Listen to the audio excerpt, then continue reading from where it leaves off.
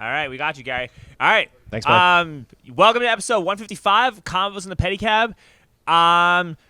This might actually be one of the most important, if not the most important episode that we've done this year. I'm with my friend Jeremy Sylestine. He's actually running for the Democratic primary for the district attorney in Travis County. That's right. Early voting has started yesterday. Normally, we actually release these episodes on locals for subscribers, but for this, because of the urgency of this issue and because of how important this is to people who live in Austin, we're gonna just release this right once it gets uploaded. Nice. Jeremy, thank you for coming on. You got it. Why did you decide to primary Jose Garza? Well, I worked in the office for 15 years. I was there from 2006 to 2021, and during that time came to really appreciate what the mission was, which was caring for the safety of the community. And it's a real dedication to public service. And it's not exactly lucrative to work as a public servant for that long, but I enjoyed it enough that it was easy to stick around. So 2021 came around. I left, saw the things that were happening in the meantime, a lot of the balls that were getting dropped in basic criminal justice functions not happening. And when nobody else stood up and said, let's do it, then I said, I'm the guy. Okay. Could you tell me what those specific things were? Yeah, when I'm looking at it from the outside, it's a lot of response to domestic violence, sexual assaults, but even the response to drug and property crime has been lackluster. And it just leaves a lot to be desired, because at the end of that, on the other side of those cases, are citizens who care about being safe and secure, and they're not. That's exactly what they're not feeling right now. Okay. I think a lot of people in Austin feel this way. Mm-hmm. I think that you have a large kind of activist, developer-friendly, neoliberal coalition of pretend progressives that kind of manipulate the statistics and tell you that crime is actually lower and that Austin is one of the safer communities, and that you're getting all your money from right-wing donors, and that you're secretly a Republican, and that I think Garza called you a MAGA candidate. I think he's referring to the other guy, but he's fundraising on that for sure. Yeah. There's a Republican in the race as well. There is, but we're in Travis County, and we have a better chance of getting struck by lightning on this episode than this guy probably does of winning. That's true. 100%. And he's also kind of like, and also the Travis County GOP is not exactly. No, they're not exciting. No, they're, I hate to say the word a joke, but they kind of are a joke. Well, that's a 70-30 race, right? So whoever wins this primary will be the DA. That's a guarantee. Especially considering the fact that we have a GOP that is awful at drumming up excitement or interest or turnout. Yeah, and as to the other stuff that you're talking about, I mean, what I would say to that, because it's an easy attack, right? Jeremy, you have people who have given to Republicans. They're giving to you as well. Why should we trust you? There's nobody in sheep's clothing here. What I am is a lifelong Democrat. I've always voted that way. My first experience voting was Bush v. Gore in 2000 when I was a young man. And that has kind of carried me through. And I think it all is birthed from my experience growing up as a Native American in East Texas, having a foot in that world and understanding what government's responsibility is to people who are being oppressed. Yeah, and look, my first vote was for John Kerry in 2004 for Democrat, and I voted for Obama in 2008. I think ever since then I've never really, I voted in Democrat primaries, but I've never voted for a Democrat to be president. Yeah, you know what the thing is, though? It's easy for someone to come in and say, because you have these people, we're not going to consider you. But the real issue, if I'm being honest about it, is that public safety, crime, our response to that should be a nonpartisan issue. I actually agree with you. I don't think that the DA's office should be partisan. I wish it weren't. No. And listen, man, like, there are concerns about right-wing extremism that are valid. Right? Like, you're not going to win a DA's office jailing people for trying to get abortions. Right? You're not going to win a race in Austin saying that we should criminalize smoking weed or arrest people for microdosing on psilocybin mushrooms, which is proven to actually be having numerous amount of health benefits, right? Like that doesn't win an election, and those aren't even good ideas, and that doesn't even help make the community safer. Yep. But at the same time, like, you can't conflate, not arresting people for smoking weed or not prosecuting for people for smoking weed, or decriminalizing that with, like, letting an armed robber off on probation or letting an actual rapist or a woman beater off with a suspended sentence, which Garza has done multiple times. Multiple times, and it's kind of a regular occurrence these days. As a defense attorney, why would I walk? I mean, that's a good thing for my clients, right? If I'm trying to get the best result for them. But having an investment here in the community, I see that happen, and it makes no sense to me at all. What also doesn't make sense, though, Jeremy, is how you're the only challenger. Yeah. I can't explain it. What I heard when I left the office and during the 2 years that I was out and kind of doing my own thing was plenty of other names, like real people in politics who were rumored to be stepping up. And I waited, just like everybody else did, to see if that was going to happen, and it didn't. So when my chance came around and the filing deadline approached, I had people who said, we're willing to back you if you will do this. But why did nobody else step up, right? Because generally speaking, like, bad things happen. Like when good people do nothing, that's when evil flourishes. Yeah. Right? We're not like comparing Garza. We're not going to those types of extremes. Right. But when you have a district attorney like Garza that can't differentiate between smoking weed and armed robbery, you create the foundation for actual authoritarianism to start flourishing in your city. And we have a very conservative state that kind of serves as a backstop for it. So I think a lot of people in Austin aren't really fully understanding the effects of this. And a lot of people who here are moving here from San Francisco and LA, and there's a lot of people like that. And they have different viewpoints politically than somebody moving from California did in 2018 or 2019 because of what went down.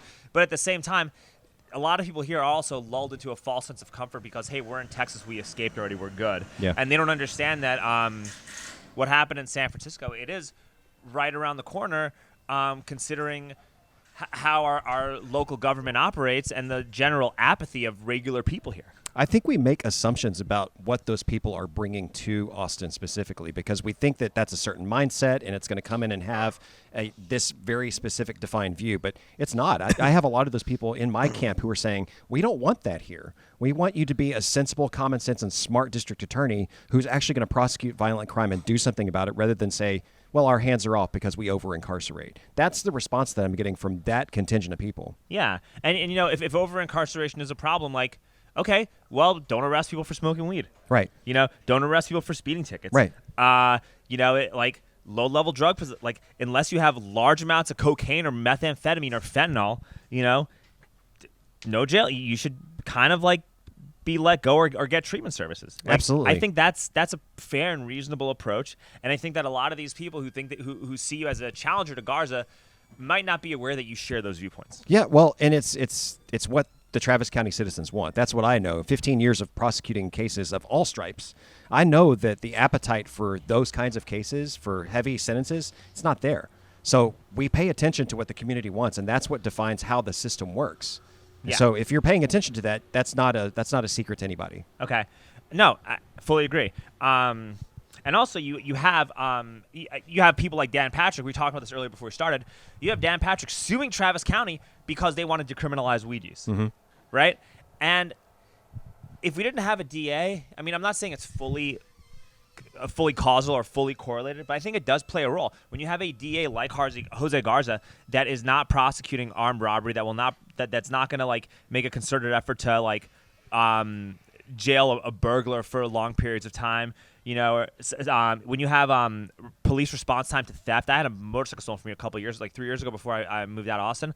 Like, there were only 3 officers that were able to handle auto thefts in 2021. Like, when you have these situations, you will create, through nature, a very severe right-wing backlash. Yeah, absolutely. So I think what you're saying is, when you take positions like that and you dig in the way that Garza has done, you draw attention to a county that otherwise might be left alone for little things like that, for decriminalizing marijuana and not punishing low-level drug offenses. Absolutely. I think that you create a bullseye for the Republican majority to come in and say, now we're going to really focus on Austin. Exactly. And that makes and that makes a lot of these problems exponentially worse. They're self-inflicted wounds for sure. Self-inflicted wounds. Yeah. And I think that's got to be the message that most voters need to understand. I think that our GOP does an awful job of communicating the message from this lens, and it does almost make. I mean, we're not talking about this, right? So it's just my views. Mm-hmm. It almost feels like with the way they address public safety and address these issues, it's almost like they want to lose. Yeah, I mean, I don't know why it hasn't been a better, smarter response, because, I mean, they're a political machine too. So you would think that they would learn what works and what doesn't work in Travis County. That's just not the case. But that tells me that where I'm coming from, there's room there, right? Room. And what I've been told through this campaign is that I can't be a good Democrat and believe in the moderate positions that I believe in, and that there's only room on the extreme side of that party. I think that that's false. I think that what people are telling me, and the reason I have support and momentum right now, is that there is a groundswell of support of people who live in the middle, whether they're independent, moderate Democrats or moderate Republicans, who say this should not be a partisan issue. We want to be safe. We want our community to be safe, and we want our district attorney to just enforce the law. Yeah, exactly. And we also got to understand that these policies that the fact, like conflating, smoking weed with armed robbery and domestic violence and rape and all this other stuff, right? Conflating those two. Well, it's the same. It's just the inverse. It's an inverse correlation of giving someone a 10-year sentence for possession. Yeah. When an armed robber gets that, right? Or right. A pedophile is getting 5 years. Like, yeah. like it's the same but inverted. And both of these things are very, very, very bad. Yeah. Right. So with that being said, it also really does hurt a lot of the working class population, right? Like so if you're a bartender, mm-hmm. right, and you have a bunch of money that's like in cash, and you go to work, and rents and all. Do you know how much rent has increased in Austin? I don't. Over the past few years. No. I know that in 2018 it increased by like over 35% over like a 4-year period from like 2014 to 2018. Right. Now it's probably. I would assume that rent is. I don't know the stats offhand, but I wouldn't be surprised if rent has doubled since 2018. I think there's been a slight drop recently, but only recently, and that's been an ongoing issue since the time you're talking about. And it might only be a drop because they're building more like affordable housing complexes, which are not really affordable. It's you get to live in East Austin and pay $1,000 a month for your room. That's not like that could explain the drop, right? But there's other issues regarding that we might not have time to delve into. But when you have stuff like this happen, right, and you're like a bartender or like a cab driver or you're something, right, and you have cash in your house you haven't had a chance to deposit or whatever mm-hmm. it is, and you go to work and somebody just breaks into your house and steals everything that you have, like, well, cool. These policies just through a regular hardworking person that might be like a musician, an artist, somebody that can contribute to the culture of society, they might force these people out of Austin and actually destroy the culture that Austin was built upon. Yeah, and we've already seen some erosion of that, right? Like Austin is not the Austin it was 10 years ago. It's changed, and that's not necessarily for the better, but we have to adapt because it's not going to stop. This is what we're seeing around here in East Austin in particular is a product of city council policy to do what it's doing. Yeah. But when it comes to addressing those kinds of crimes, we can't just have all's well that ends well response, and that has been, I think, the accepted version of criminal justice over the past 3 years specifically. Yes. And I also think that this is very good. This is a developer's wet dream.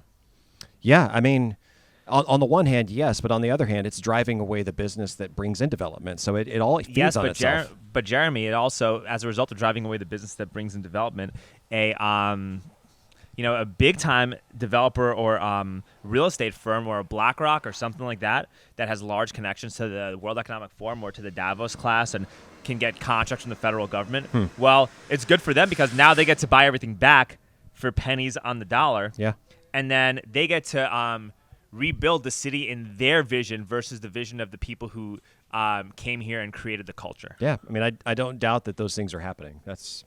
You look around, you can kind of see it in front of us. So, and I think that message has not been communicated very well to people. Yeah. Well, the message that I'm bringing is really about what the DA can do. And a lot of it is just inept response to the real problems. And I like to focus on the violent crimes because the examples that are coming out of that office are so stark, right? And I have a few in mind. Share. If you don't mind. I want you to share. That's important. So I spoke to a lady named Lynn Isaac who lives in Travis Heights, and she was just out for a run like you can do. This is what Austin people do. And she got attacked by a guy who apparently had been a predator on other women in the area. No one knew that at the time, so Lynn, who shattered her leg, gets on Nextdoor and kind of solves her own crime. She finds these other people who say, I know that guy, he attacked me as well, and all of that makes its way through law enforcement to the DA's office, and instead of having a real robust response to that, they decide they're going to put him on probation with no monitoring of any kind. And that, to me, is just such a disparate response to a very violent and dangerous situation. And I don't know how you justify that. I don't know how we look at that and say, well, that's the kind of guy that when he's out and when he's not monitored makes the community safer. So, Garza's platform is we're going to stand with survivors. We're going to address violent crime. But that's a very specific example where none of it happened. Yeah. No, I actually confronted Garza about that at City Hall a few months ago. I made a video that I saw him, and he just pretended that he didn't know what I was talking about and walked About away that specific from me. case? Yes. Oh, crazy. Yeah, and then he said, well, if you want to have a serious conversation with me, come to my office and talk to me. And so I did. And? Filmed it. No follow-through. I called. I sent an email. Nothing. Yeah. Well, that's kind of consistent, too. He talks about transparency, but there's no transparency at all. It's translucent, and it's opaque. And what we are seeing, the manipulation of statistics you mentioned earlier, we know that there was actually some local press follow-up on his domestic violence numbers. Do you remember hearing about that? No, I want you to share that, though, because okay. This is... So they did he was claiming some sort of high conviction rate for specifically on domestic violence cases. And I think it might have been KXAN actually dove in on this and said, okay, we're going to look at it and see how he's calculating that number. And in the end, he had to withdraw the number from his campaign website and said something about how they're not they're not statisticians, they're lawyers. And that was the justification for kind of reneging on that number. And it's just incredible that we're allowing that to get by from a candidate who's supposed to be, or a DA who's supposed to be open and honest about what's really happening behind the DA's office. Yeah, and what is scary is how many people are asleep at the wheel, even in Travis County, that don't even know that there's a race right now.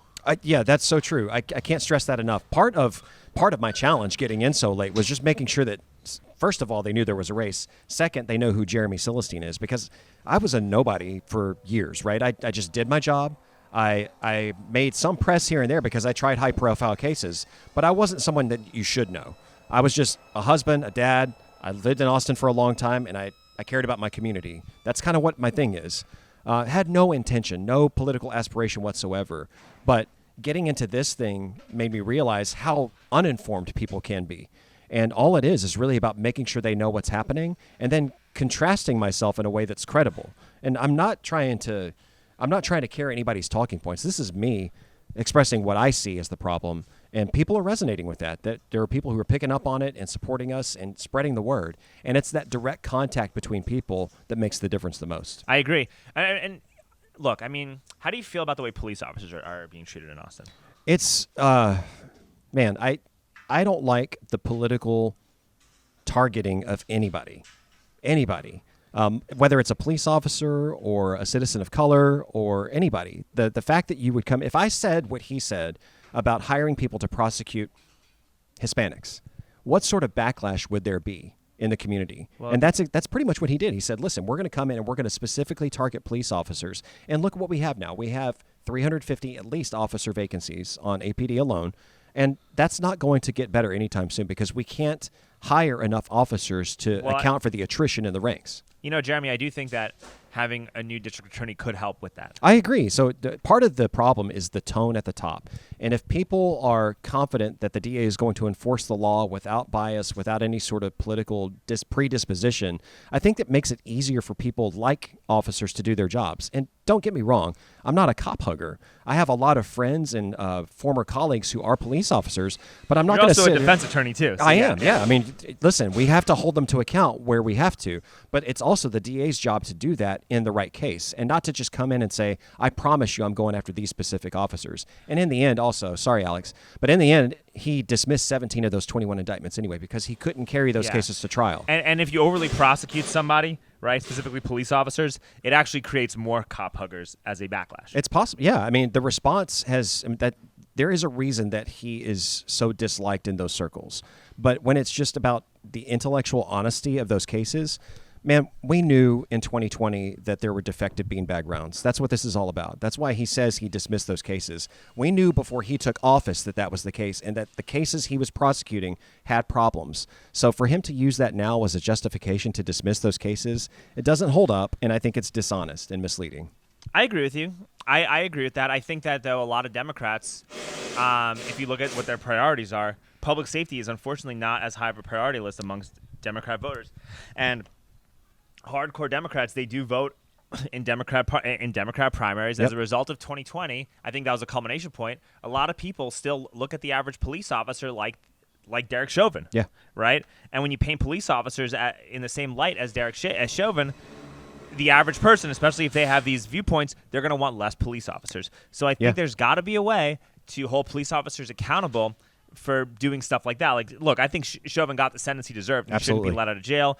I even think the person Daniel Perry who shot those people in the crowd, I actually think that was an appropriate sentence because it was much different from Kyle Rittenhouse. I know one of my friends actually was filming that. Yeah. Different topic entirely. We could talk about that a little later. But no, I've got a take on that too. Sorry, I mean, okay. So, with that being said, though, like the average Democrat voter that is extremely disgusted and put off by police officers as a result of people like Derek Chauvin and some of these other things that happen, there's got to be a way to hold police officers accountable, right? And obviously, make it clear that stuff like that is not acceptable, and obviously, condemn racism and not, and minimize and almost deter completely racially motivated attacks and whatnot, right? That's obvious, right? But there also has to be a way to make the police officers, highlight the good that the police officers are doing in the community, to kind of change the viewpoints of these police officers, and also highlight how abandoning and turning your back on law enforcement actually will hurt the working class, not just from a public safety standpoint, but from a standpoint of creating more authoritarianism, as you see in San Francisco bolting up everything at the Walgreens. Mm-hmm. Yeah, and I think your point. No. But your point at the end is right on, because when you have such a depletion of the officers on the streets, where do we think that's going to have the biggest impact? It's going to be where people where they're needed the most. Yeah. Yeah, exactly, and that's where low-income communities are needed the most. That's exactly right, and that's exactly what we're seeing. Say what you will about the Austin Police Association, they definitely come through with an agenda, but they're tweeting lately about officers having 2 officers on a shift when they should have 6 or 8. And that is a direct response to the ranks being depleted, and all of that feeds in from how they feel the DA's office is going to perceive them and critique their work. Yes, and also, if you're a police officer, right, how motivated are you going to be to even want to put yourself out there to arrest somebody when he's going to be out of jail before you even finish the paperwork? Yeah, that's happening. They are tracking those numbers at the police association. The police department and the sheriff's office. Those 2 agencies are tracking those numbers. Yeah, it's incredible. And eventually, you just hire people who don't really care, right? You hire super troopers to be your police officers. That when you understand that that's what's going on, you're like, oh, I'm gonna just go hang out, and I'll be hungover to go to work. I don't care. It doesn't matter to me. I'm still getting my government benefits. If my hands are tied, I can't do anything. I'll get charged with the crime. So I'm sorry, man. What do you want me to do? So you don't want that to happen, and then you also don't want to replace local law enforcement with. You don't want the state to supersede control over your local government, and then when you derelict responsibility and abandon basic responsibilities like what's happening now, all you're doing is paving way for the state to take over what the city should be doing. And that's why you have so many state police officers that are patrolling Austin, and now everyone's complaining about black people getting pulled over at disproportionate race. Yeah. Well, if our DA just did his job to the base, and fulfilled the most basic function of what it meant to be a district attorney, this wouldn't even be a problem anyway. Yeah. Getting people to connect those dots is the challenge, though, because people read about it, maybe. People see it on the news, maybe. But if you're paying attention, it's not hard to see that those things are all connected, and it relates back to each other for sure. It also paints a really bad. I also think that for criminal justice reform, obviously we want criminal justice reform, right? Yes. Nobody thinks the crime bill is a good idea. Nobody wants to pull people over and unfairly prosecute somebody because of their race and their ethnicity. Mm-hmm. Nobody wants that, right? But after these last 4 years, after what you've seen in other cities, when you start equating criminal justice reform to letting out rapists and sexual predators on probation, when those start being equated with each other, guess what? You are infinitely more likely to actually go back to the criminal justice model of the 1980s and 90s. Well, and it means you've lost the narrative, right? Yeah. Because it kills criminal justice reform. You have to be able to hold those two thoughts in your head at the same time. We're going to make it better through reform. Mental health, addiction services, all of that has to be part of the issue. Restorative justice. That's a huge piece of the puzzle that we have to build up. But you cannot just focus on those things, because if you're not focusing over here as well, it fails. And that's part of the problem, right? So one of my biggest critiques is that Garza seems to be afraid and thinks he knows better than what the community thinks. I agree. I know that it only works when the juries speak into it through their service, and that has not been what we've seen over the past 3 years. Yeah, and Jeremy, I saw a video where I think it was I forgot the name of the Instagram account, but there was this guy named David who he did 33. He just got out of prison, 33 years for murder. Mm-hmm. Right? He was 17 years old, carjacking, kidnapping, really bad, really heinous shit. Right? But he was 17 years old and he got out of jail. And there's a video of him trying a bagel out for the first time and being really happy that he tried a bagel and whatnot. Right? Mm-hmm. And half the comments in this are people saying, man, fuck this guy. He deserves to go to jail for the rest of his life. He's a murderer and a kidnapper. No forgiveness, no nothing. And it's just real, just anger and animosity over him being set free.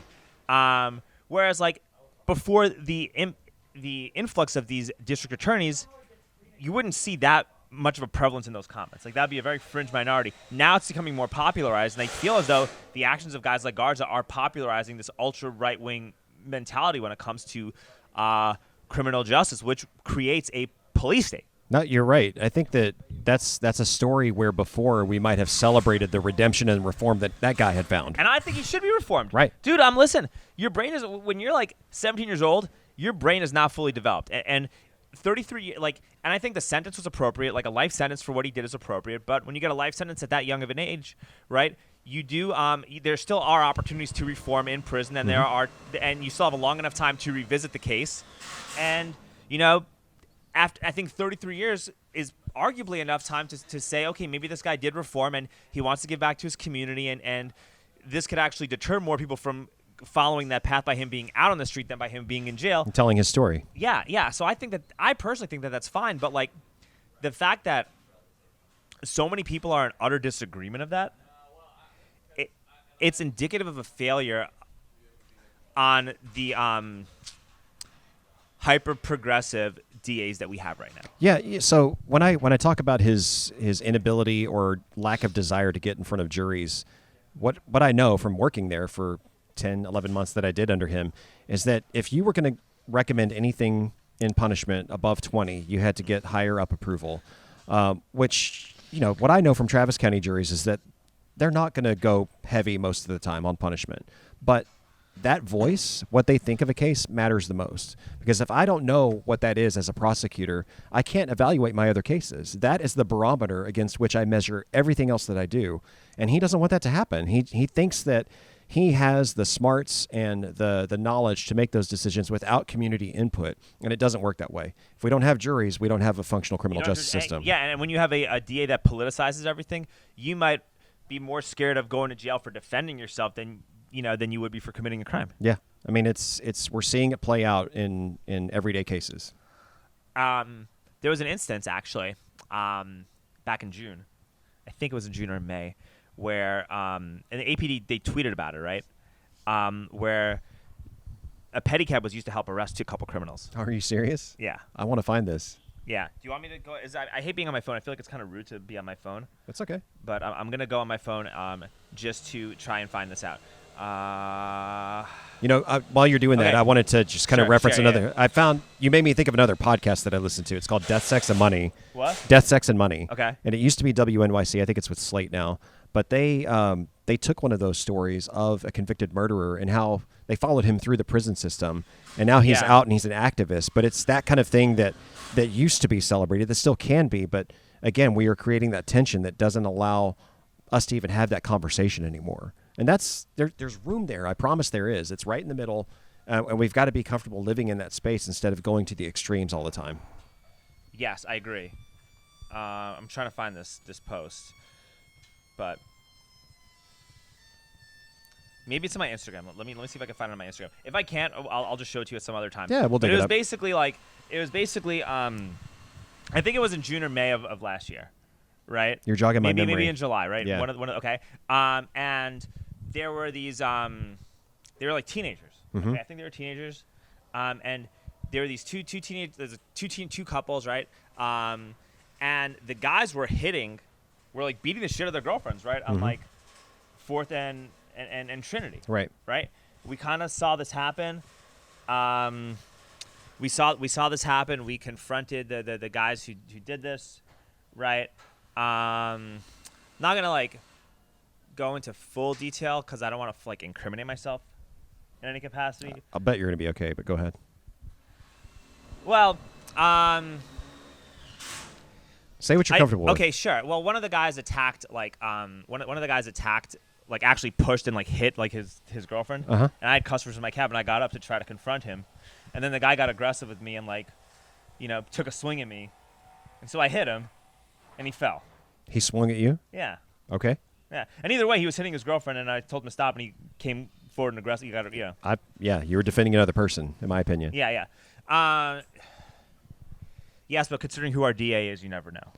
No, you're right. You're right. So that happened, and then like his friend got up, and a friend had a knife on him, and I didn't realize it, and like another pedicabber kind of pulled me back, and then I just had my customers. I just drove off and gave my customers a ride. Yeah. Anyway, those guys hop into that other pedicab. They hop into the pedicab, and they drive, and the guys are still beating up their girlfriends. Right. Okay. And we had another pedicabber who was following empty-handed, right? And I guess somebody called the police. Somebody called the police while this was happening, right? And there were police kind of in that area. And so my friend stops in, I think at not at Scoot In, but what's the other bar that just got closed right on 30, like on the east side of 35 and 4th Street? Easy Tiger? No, not Easy Tiger. We'll probably think of it when we're done. We'll think about it when we're done. But it was one of the bars right before Scoot In. He goes in there. Tells him that he pretends that he was a drug dealer and tells him that he's like dropping off an 8-ball of cocaine for the door guy or something like that, and then he's trying to explain to the door guy what's happening. The door guy kind of like throws him out, but by then like the cops come with my other friend, and they hop in they hop in the other pedicab, right? And then they chase the two guys down as they're running. That's crazy. Right? And so it turns out the guys had tons of drugs in them. The guys also had one of the kid who I knocked out had a gun on him. Yeah. And they got arrested, right? And then that same guy who stopped me from getting stabbed was like shopping, right? And he saw those same kids just out the next day. Yeah. I am 100% not surprised by that. That's the state of things where if you pick up a felony charge, no matter what, there's a good chance you're going to be out in no time. Yes, and it's horrifying. And I am trying to find this. We're pretty close to it. I thought. Okay, here. This is it. This was on June 16th. APD is in foot pursuit of two suspects heading southbound on Brush Street near 4th Street. 2 additional suspects at gunpoint. Gotcha. Jumped in a pedicab. Officer in foot pursuit has jumped in a pedicab and is in pursuit of the suspects. Amazing. That's like threatened to stab pedicab driver, and they just got out like the next day. This is what I heard. Man, I don't. It's a different world out there than it used to be. That's for sure. To be fair, a lot of violent stuff you don't really have to worry about that stuff just yet. Right. But the things you have to worry about are theft. And our shop owners right here, we see things come up missing. Right, yo, Nate. Right? Aren't things coming up missing like on an everyday basis almost all the time at the shop? More often than they should, right? Yeah. More often, yeah, right? And I mean, when you have a DA that doesn't want to prosecute people for stealing things or things that like it's not a big deal to just steal under $900 worth of stuff, you're going to see more of that. It destroys our community. Like, a lot of us are struggling just to barely make it. A lot of us are doing this job to pay for school. A lot of us are doing this job because they want to be musicians. We want to be artists. We have like athletic careers. We have like bigger dreams to achieve. Some of us have families we're trying to raise. Imagine somebody's got an $800 speaker on their cab that they need to help make a living and enhance the experience of their customer. Yeah. And someone just goes off and steals it with no consequences, and it becomes normalized. Right. No, you think, that's $800, big deal. But that's a big deal. $800 is no short sum of money. No, that's a lot. Yeah. Come on, man. And I think that type of stuff has, you can prosecute people and not allow stuff like that to happen while also, not advocating for Derek Chauvin or not supporting measures like the crime bill or not wanting the GOP to go back to the way it was in 2004. Yeah, and that's kind of, you know what I mean? And I think that's where we got to kind of like, we got to talk to people like they're human beings, right? Like, right. Well, and here's the thing. The answer to that is that we are smart about it and we use common sense. It's kind of a simple solution. So how's your ground game with the campaign? Are you block walking? Or Yeah, what do you do? we're block walking. You got a staff? Like, where are y'all going? Yeah. Where y'all? We have a staff. We have a campaign manager, comms team, field team. So we're knocking on doors, calling people, texting, a lot of social media. We're up on TV. Are you going into the hood? Yeah, we're everywhere. You got to film this. We're going everywhere, yeah. Are you filming? Like, I have a guy who, my friend Hiram, he videotaped Garrett Foster. He's one that inadvertently, like, that filmed Garrett Foster getting shot. It's really sad, but he was there. Yeah. You know, maybe reach out to him and see if he could film some of these interactions. Yeah. No, we've got a team of people who are helping out with that, and plenty of volunteers. So it's but you got to put these interactions on social media every single day, man. I'm with you. Because you're up against an apparatus. Like, you're up against the Statesman. Yep. You're up against the Chronicle. Yep. And you could even tell the Statesman's against you, but they don't have much of a leg to stand on because they're not really praising Garza. They're just like kind of lying through omission what he's done wrong. Yeah, I mean, there's no great organization who's doing a deep dive on any of the stuff. I'm glad that there has been some picking at very specific issues, but it's not like a broad sweeping overview of how he's failed. That's for sure. Yeah, but we have to make it more relatable to working class people as to why he's failed and why this affects you. And instead of like whining and screaming about crime like Matt McCoyak or people like Mackenzie Kelly, which doesn't win because you sound like a Karen. Mm-hmm. Even though these are valid points, it just doesn't win. Right. You've got to put narrative behind it. You got to put narrative behind them. Like, hey, how do maybe we should replace our racist cops with non-binary, anti-racist, and gender-neutral security cameras on every block. Yeah. What a solution. What a great solution. Yeah. Hey, maybe we just need to use AI. Maybe we need to invest more in regenerative robots and AI to help monitor and deter crime. It's possible, right? Maybe we should bolt down the doors and bolt down the shopping aisles of HEB and every other area, and you have to use a QR code attached to your phone or on your person to be able to open the door. Are you prophesying or are you critiquing? I think you might be prophesying. But I could see these being what I'm saying. The generated the establishment generated solutions to what's happening, and I think that a lot of people just don't understand this, or they think that like you sound like Alex Jones when you talk about this. But they've been doing things like this in New York and in San Francisco. I'm getting scolded by the party platform for saying those things, for saying that we don't have to have it this way. Somehow that becomes a Republican talking point when really it's just common sense and a real take. Like, this is a concerned citizen saying these things out loud, and all of a sudden I'm carrying Republican water. That's not the case. This is a nonpartisan, just be smart about crime issue. It is a nonpartisan, 1,000%. A couple more questions before we go, but yeah. How do you feel the turnout was yesterday? I looked at the numbers. It looked like it was about 4,000 early votes on the Democratic side and 2,000 or so Republican. Okay. I think that's low. And I think we kind of predicted a low turnout because there's not a whole lot of excitement on either side at the top of the ticket. But do you think a low turnout helps you or hurts you? I think probably helps. I don't know. I think people are going to pay attention. Like, the people who do come out are going to be paying attention to the race. And if anybody is being truly smart about it and reading up on it, we're out there. Like, we've made our positions available. We're across all formats. So it's not like we're not saying the things that we believe in and what we're about. But getting people to listen, like coming on this podcast, you weren't on my radar until you reached out. And when those opportunities come up, I'm taking them because I want everybody to hear this. No, and it's important, and you should be going on a media blitz these next couple weeks. Hey, I'm going from place to place. Musk, you got to. I mean, even Musk chimed in. Yeah, I saw that. Isn't that crazy? Even Elon chimed in. I never expected that. Yeah, well, it's good. He should. I think that if you're going to complain about what's going on with the crime in XYZ and what these cities are turning into, you should at the very least take interest and advocate for change in these DA's offices. But you know what else is important about that is that's a local interest, right? So I can get critiqued for who is giving me money, but all of my support is local. Yes. What about Garza's support? Have you done a dive into Garza's finances? It's not 98% Texan and Travis County like mine is. I know that. Yours is 98%. Okay. I think that he had 20% out-of-state money in his last race. I don't know what it is now. I thought he probably had more. It could be more. I know that the George Soros and the Open Society Foundation gave him $900,000 last cycle. Yeah, they're not calling me. I'll tell you that much. No, and look, man. you criticize George Soros, people say all types of bad things, and you're all of a sudden now holding Republican water. But it's the same thing as getting $1 million from Peter Thiel. Right. Or if Elon Musk gave you $1 million, that would get disclosed just as much. Yeah, but if you want to go do the homework and dig through my disclosure statements, what you're going to find are people who live here and are invested here. That's what you're going to see. And that, to me, crosses party lines. Do you think Margaret Gomez is kind of like, how do you feel about Margaret Gomez with how she handled some of those rape cases? Margaret Gomez or Margaret Moore? Sorry, Margaret Moore. Margaret Moore, yeah. That's what I mean by that. Okay. No, so here's what I think. Because I feel as though, I don't know as much about it as a lot of other people, but I feel as though the way it was handled is why Garza's in office. Yeah, he definitely capitalized on a moment. And, to be honest with you, we're kind of flipping that playbook on him by going to some of these same groups of victims and specific victims in my campaign's case to say this is how he's failed in that regard. So I think it's easy to try to pick up that voting group and the people who are interested in that. But if you're really looking at it in detail and saying what is this guy going to do or what has he done, he's not backing it up.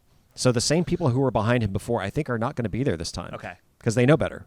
Because mishandling rape kits and stuff like that is a bad look, and that's not good. Right. It's a problem. I've got a defense case now that happened in 1993. They didn't test the kit until 2017. That's a problem. That's Absolutely. Huge problem. Yeah, but that's less the DA. That's more APD. But again, those two things, you have to talk to each other, and the credibility to prosecute those cases with experience, you've got to look at that too. So I bring 15 years of it. I don't know that he's never tried a case in Travis County. He's been the DA for 4 years. He's never tried a case. Well, DAs rarely try cases, but he just never had that experience before that. He's a bureaucrat and a politician. Yeah, I actually agree with that. Last question before we go. Yeah. If you don't win the primary, are you going to back Garza in the general?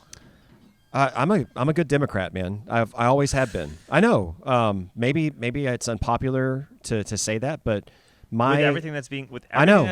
Here's the thing, man. I have always been a voting Democrat. Sure. And I believe that it's the party with the best ideas, and it resonates more with my conscience. So, the truth is, yeah, probably so. Well, I appreciate your honesty. Yeah. I'll offer a counterpoint in that I think being a good Democrat means also supporting good Democrats and not rewarding bad Democrats for ruining your party. And I think that people like Jose Garza are bad Democrats that are ruining what it means to actually belong to this party. I'll say this about Betts. Daniel Betts is the Republican contender. He comes at it from, I think they're trying to paint him as MAGA. I don't think Daniel Betts is MAGA. I think Daniel Betts is a concerned citizen as well. So, the need to put these labels on people is really diminutive, and I think that it doesn't create intelligent conversation. So that's what I'd say about the Garza campaign. Okay, that's a fair answer. That's a fair answer. Yeah. All right, Jeremy, how do we get a hold of you? JeremySylestine.com. That's Jeremy. Sylestine is SYLESTINE.com, or Jeremy4DA, FORDA.com. Okay, Jeremy, so great to meet you. Yeah, hey, wait, what's your Twitter? What's your Instagram? All your social media? That's also all Jeremy4DA, the number 4, Jeremy4DA. Twitter and Instagram, right? All of them, yeah. Okay, excellent. Yeah. Thank you so much for coming on. Really appreciate it. Good luck, man. Thanks. All right. Appreciate it.